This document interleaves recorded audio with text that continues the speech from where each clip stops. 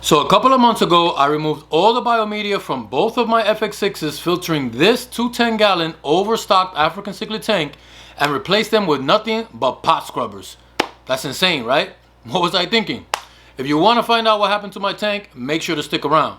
If you're new to the channel, my name is Kev from KaveMan and on this channel, I try to make helpful videos on all topics of the aquarium hobby that get straight to the point so you can get back to enjoying your beautiful fish. So before I get into it, if you haven't watched part 1 of this experiment where I actually showed you guys the process of removing and replacing all of my biomedia, make sure to check that out first and then come back to this video. I'll put a link up here and in the description below. For those of you all caught up, let's do a quick recap. About 2 months ago, I removed and replaced all the biomedia I had in one of my FX6s, and about a month ago, I did the same thing to my second FX6. So technically, this tank itself has been running with nothing but pot scrubbers for only 1 month. But surprisingly enough, during this whole 2-month process, my water parameters remain solid and stable. After the first FX6 change, I tested for ammonia and nitrite every day for about a week, and my parameters didn't budge a single day. But keep in mind that I did still have plenty of the other expensive biomedia, seeded biomedia, in my other FX6. I waited an entire month without making any other changes just to ensure that the beneficial bacteria had plenty of time to reproduce and find their new home in the FX6 filled with pot scrubbers. At the 2-month mark, I repeated the process in my second FX6 because I want to show you guys what the insides look like, what was in this FX6 previous. So here we go. Top tray is gonna have my sponges, mechanical. Here's a blue pad that doesn't look that bad at all. See, this blue pad can always be reused, just cleaned off. I'm gonna definitely reuse this. Then I got my white pad that is completely destroyed. That's going in the garbage, along with my Purigen bag and my ChemiPure blue bags. Those are getting dumped. That's my whole top tray. Middle tray, I've got these Fluval ceramic rings, and underneath that, I got a bag of BioHome Ultimate. Here's a whole bag of BioHome Ultimate. Check that out. It's a lot. And in the bottom tray, I wasn't even aware of this. I forgot.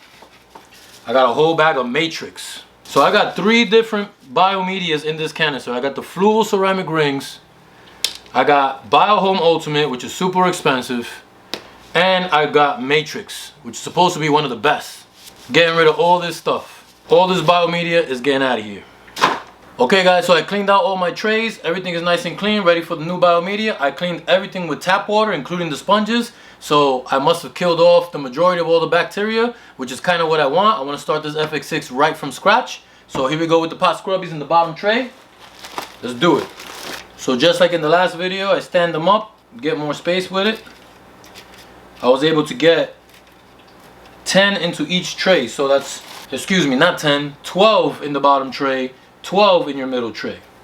10 fit nice and snug standing up, and then I add 2 more right on top. We're going to do the same thing to the middle tray. There we go, 10 nice and flat, standing tall. 10 standing tall. 2 more on top. That's 12 for the middle tray, 12 in the bottom tray. Nothing but pot scrubbies. And in the top tray, we're going to do mechanical just like before. Chemical media on the bottom of your top tray. Then you're going to have a fine white pad and then a blue medium pad on top. Now I'm all out of chemical media, so what I'm going to do instead is I'm going to go double fine pad, fine in the bottom of the top tray, and then I'm going to use my blue medium pad right on top. It'll work for now. These are the fine pads that I use. $3 or $5 on Amazon, really cheap. These you do have to replace every month because as you saw, they got really gunked up. But this blue pad comes in a similar box. This blue pad, I've already reused this twice. You can see you just rinse it out and reuse. And that's how you're going to add your pot scrubbies to your FX6. Now I'm just going to go ahead and put these core sponges on the sides here.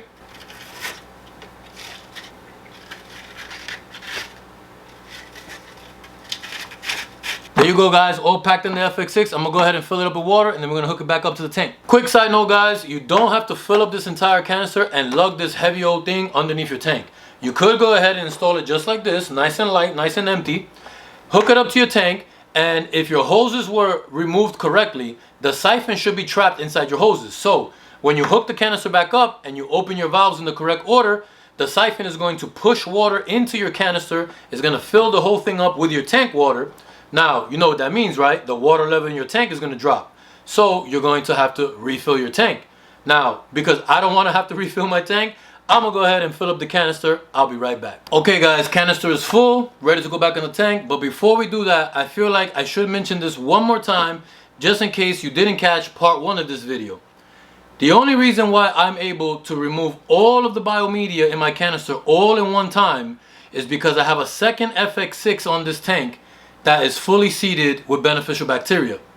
If you've only got one filter, one hang-on back, one canister, whatever it may be, you never want to replace all of your biomedia all in one shot. You're going to kill off all your beneficial bacteria, you're going to crash your cycle, and you could have pretty much a bunch of fish death. In my case, I can do it, like I said, because I've already got another source of beneficial bacteria keeping this tank cycled as we speak. So because of that, that's the reason why I can change all the biomedia in one shot in my entire filter. Don't try this if you've only got one filter.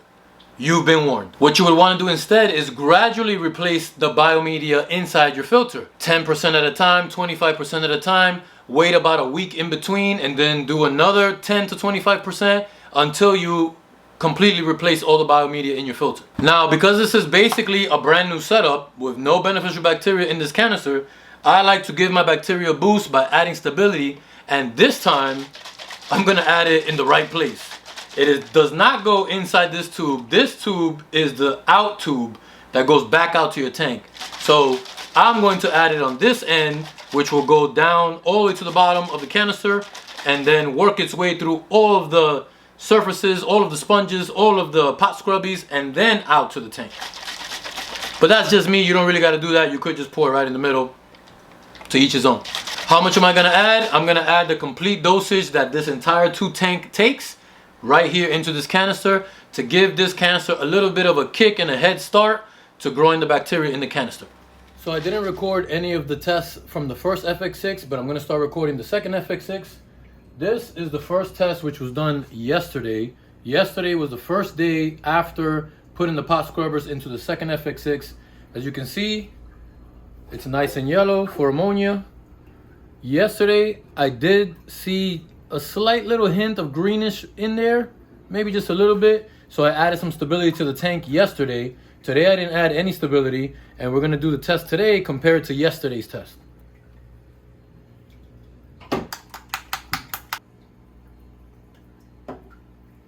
Ammonia bottle 2.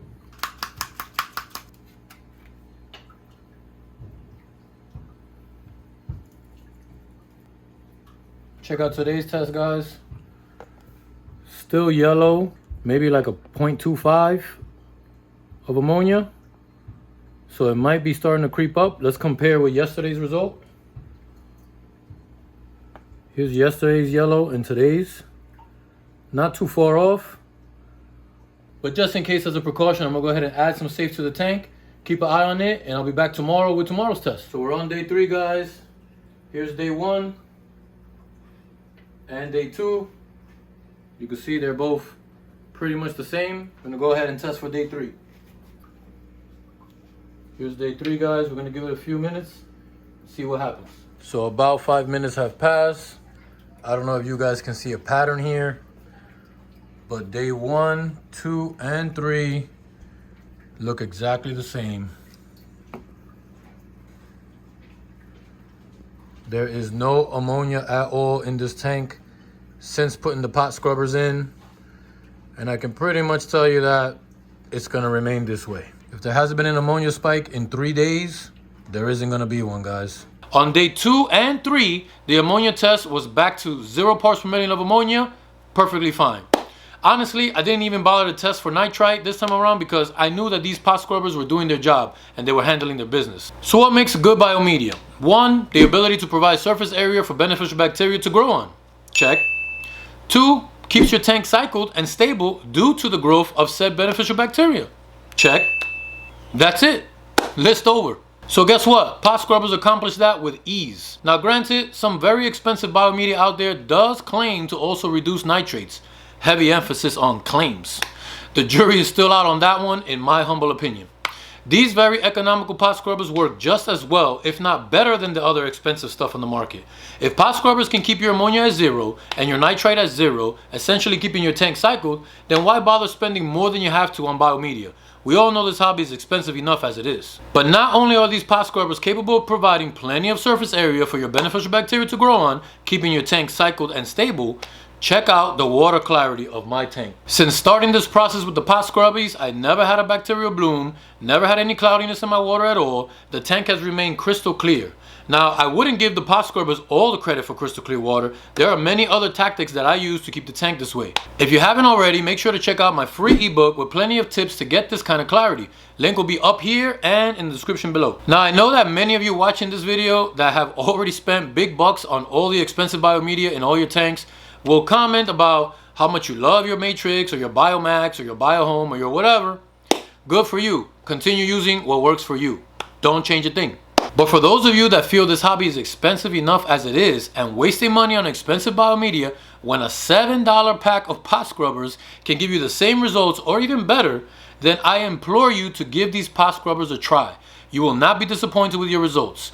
I'll have a link to the exact ones that I use in the description below. And for those of you that can't keep your eyes off these beautiful fish and wish you could learn more about them, well, you're in luck, because I have a free webinar training with the top 3 secrets about keeping African cichlids.